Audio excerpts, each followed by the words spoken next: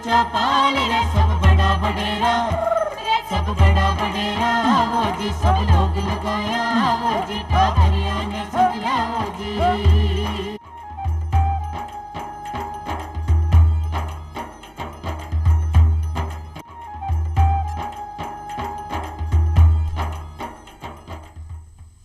चौपाल का सगला दर्शकांना राम राम सा। दर्शकों, आपना देश की लगभग 70% आबादी गाँव में निवास करे और गाँव के मायने जो है आय को मुख्य साधन है कृषि और पशुपालन।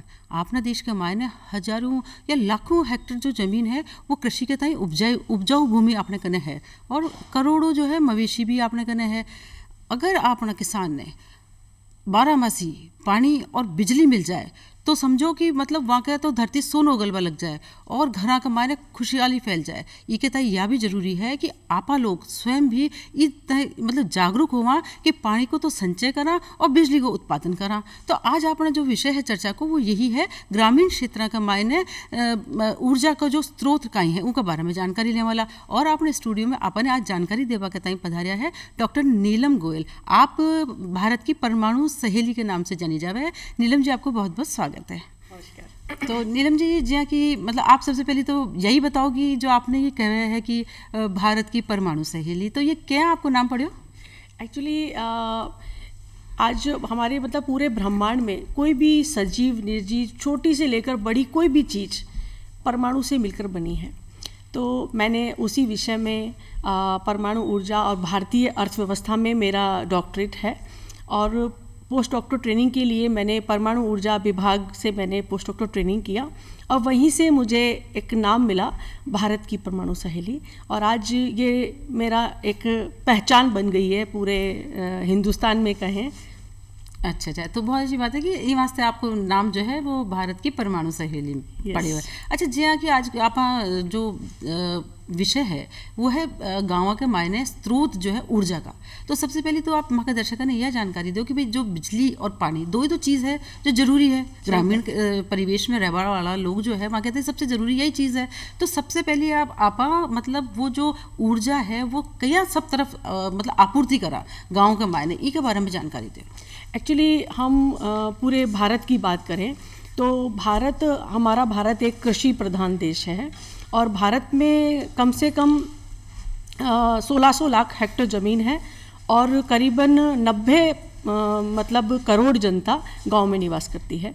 और हम राजस्थान की बात करें, क्योंकि हम राजस्थान के मंच पे बैठे हैं, तो राजस्थान में 257 लाख हेक्टेयर ज़मीन है, करीबन 5.5 करोड़ वहाँ पर मतलब पशु हैं और 7.5 करोड़ की जनसंख्या है। इतना बड़ा मतलब संसाधन राजस्थान के पास है।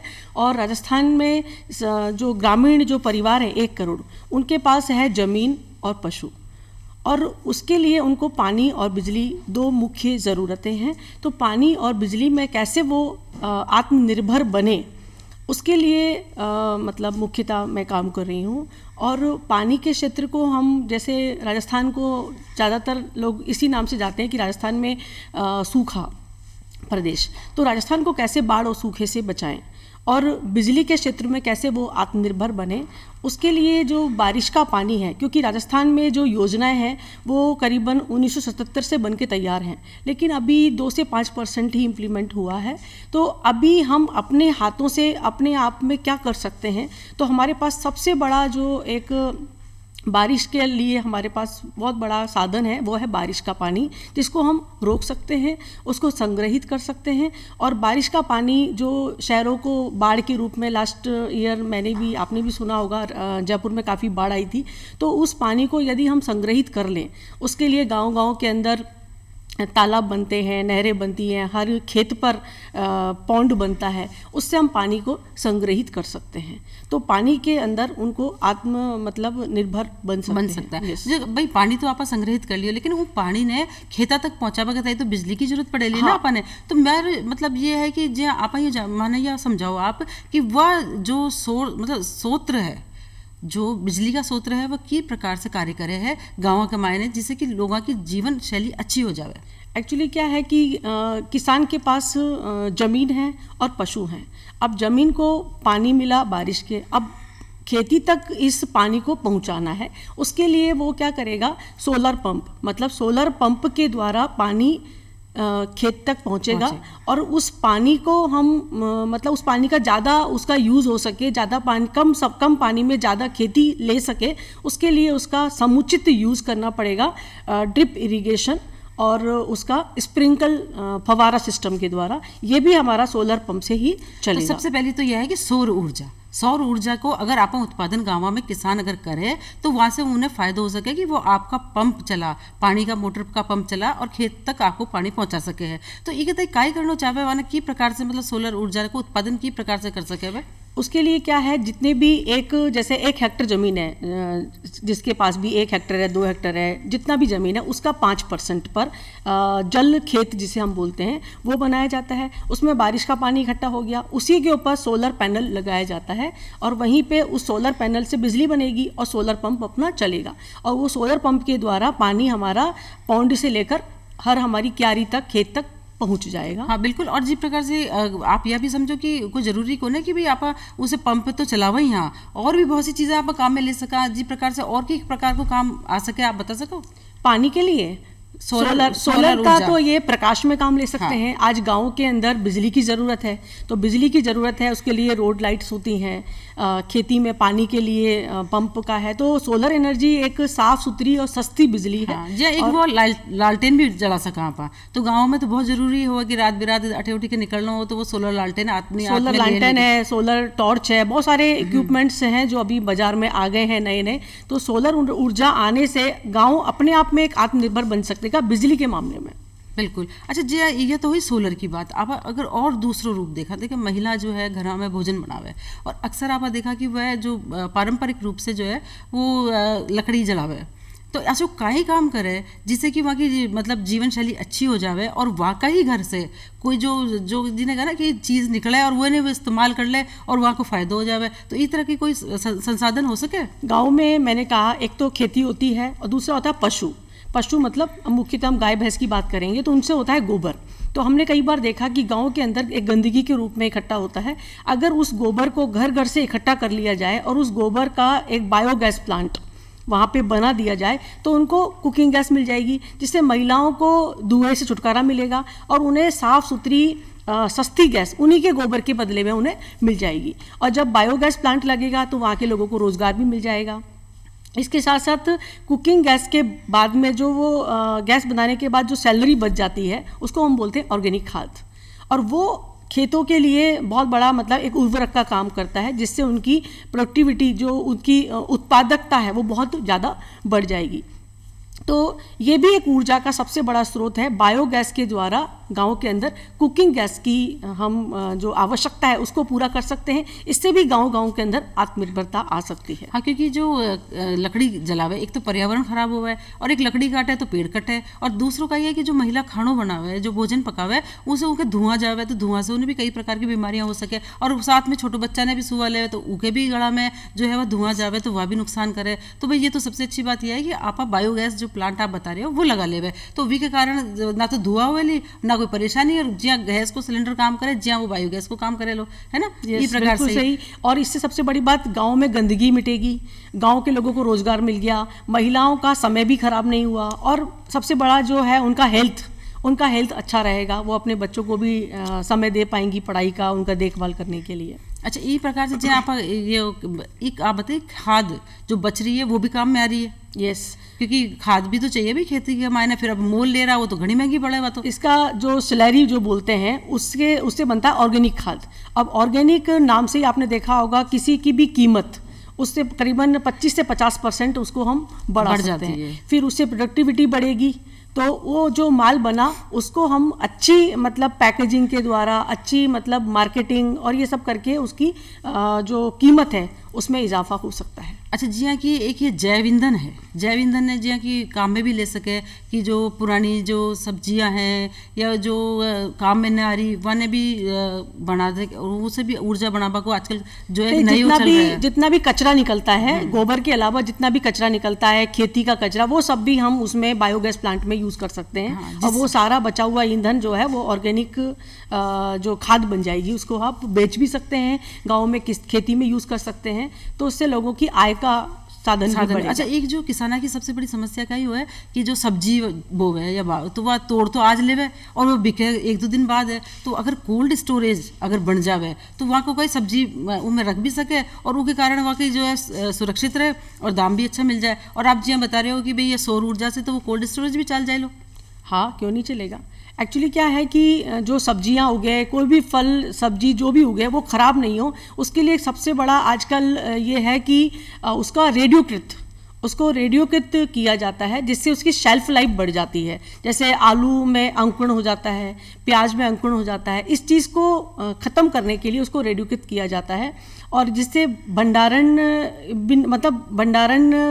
करने के लिए हमें बड़े बड़े भंडार गृह बनाने होंगे, तो उसके बिना भी वो काफ़ी दिनों तक वो फ्रेश रह सकते हैं। बिल्कुल, तो ये सब तब संभव है जब थोड़ा सा आप जागरूक हुआ और जागरूक हो और ये समझा कि भाई आप अपना ही जो सामग्री निकल रही है जिन्हें आप यह समझ रहे हैं तो कचरो है, तो उन्हें उपयोग में ले सका और उसे फिर अपनी आय भी बढ़ा सका और आप लोग जीवन भी स्तर को सुधार भी कर सका।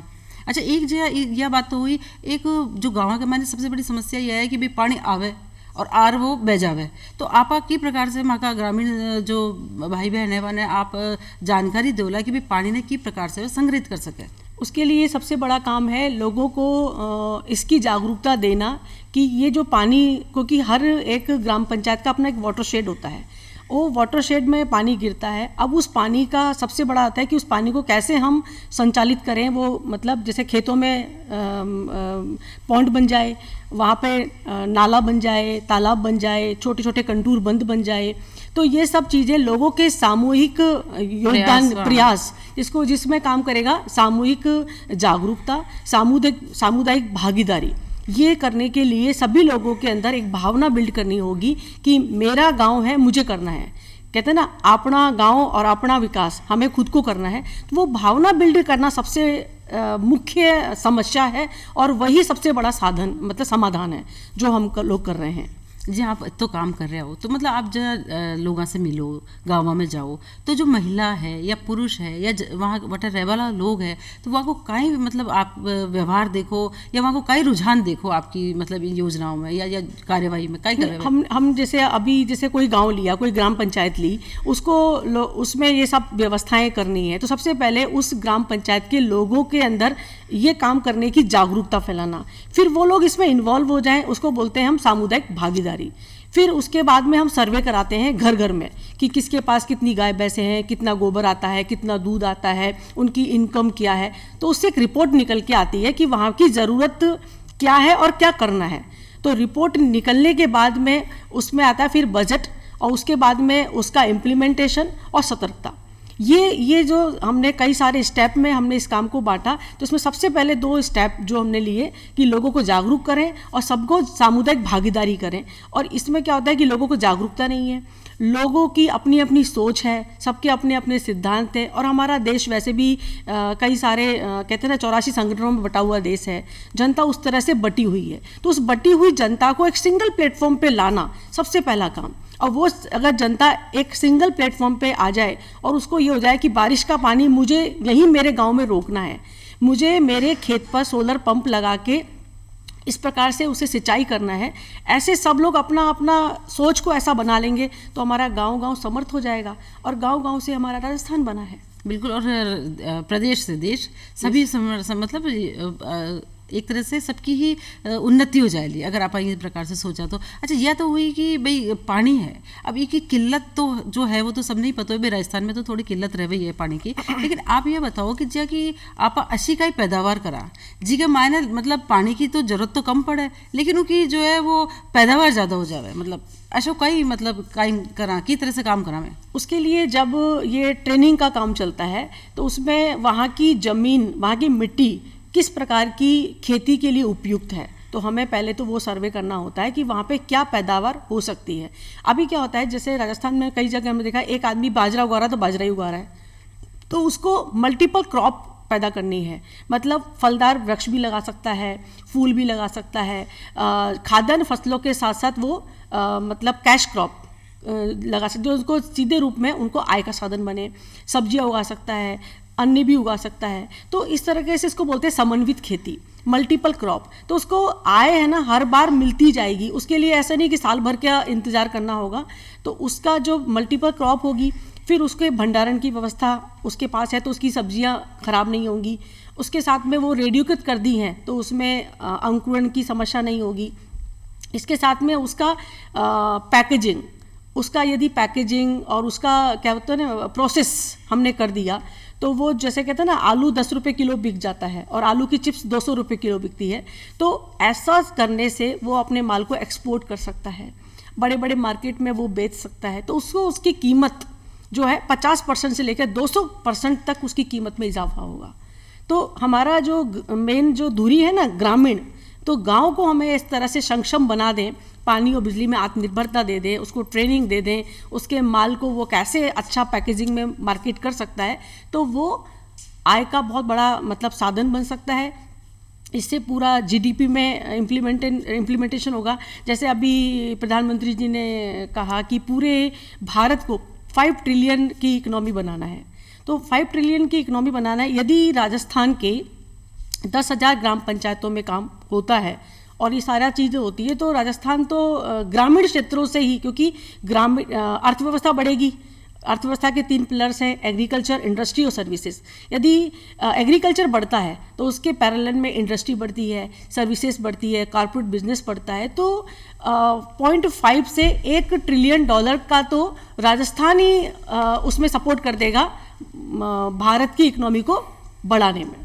तो ग्रामीण को मजबूत करना, ग्रामीण क्षेत्र को मजबूत करना यानी भारत को मजबूत करना।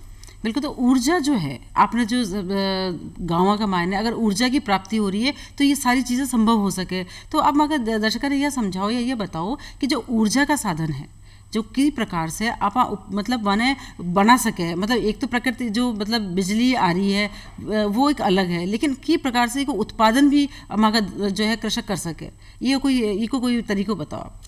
एक्चुअली क्या है कि बिजली बनाने के एक होते हैं परंपरागत साधन जिसमें हम कोयला यूज़ करते थे, पेट्रोल डीजल यूज़ करते थे। एक होते हैं गैर परंपरागत जिनको हम बोलते हैं रिन्यूएबल एनर्जी, जिसमें अपनी बायोगैस आ गई, सोलर आ गई, विंड पावर आ गई, एटॉमिक आ गई, न्यूक्लियर एनर्जी जो बोलते हैं। तो अभी क्या है कि गाँव के अंदर उनको खेती के लिए बिजली चाहिए, तो खेती के लिए बिजली को कौन पूरा करेगा, उसके लिए सोलर सबसे बेस्ट है। और जहाँ पर तेज़ हवाएं चलती है वहाँ पे बायोगैस प्लांट, ये जो पवन चक्की से जो बिजली बनती है वो लगाए जा सकते हैं। तो गाँव में गाँव की ज़रूरत को पूरा करने के लिए हमें solar energy the best option हमारे पास। और जब खेती हमारी उछाल मारेगी, मतलब खेती की प्रोडक्टिविटी बढ़ेगी, तो इंडस्ट्री की डिमांड बढ़ेगी। कहते हैं ना किसान मजबूत होता है जब उसके पास पैसा आता है, तो वो अच्छे कपड़े पहनने का, अच्छे बच्चों को स्कूल में पढ़ाने का, मतलब इंडस्ट्री की चीज़ों की डिमांड बढ़ती है तो इंडस्ट्री सेक्टर उछाल मारेगा। अब इंडस्ट्री को चलाने के लिए हमें बड़े मात्रा में हाई पावर की बिजली चाहिए। उसके लिए हमें बिजली का जो दूसरा सोर्स है एटॉमिक एनर्जी, परमाणु ऊर्जा, उसकी तरफ मुड़ना पड़ेगा। तो इससे क्या होगा, बिजली की महंगाई जो है वो कम होगी, बिजली गांव को भी सस्ती मिल गई, डिपेंडेंसी भी ख़त्म हो गई और इंडस्ट्री को भी हमको बिजली मिल गई। तो गाँव से ही कहते हैं ना, गाँव से शुरुआत होती है। जो आज शहर में लोग भाग रहे हैं, भीड़ कम हो जाएगी, महंगाई कम हो जाएगी और बच्चे गांव छोड़कर शहरों में नहीं भागेंगे। तो ये सबसे बड़ा काम है कि हम गांव को कैसे समृद्ध कर दें।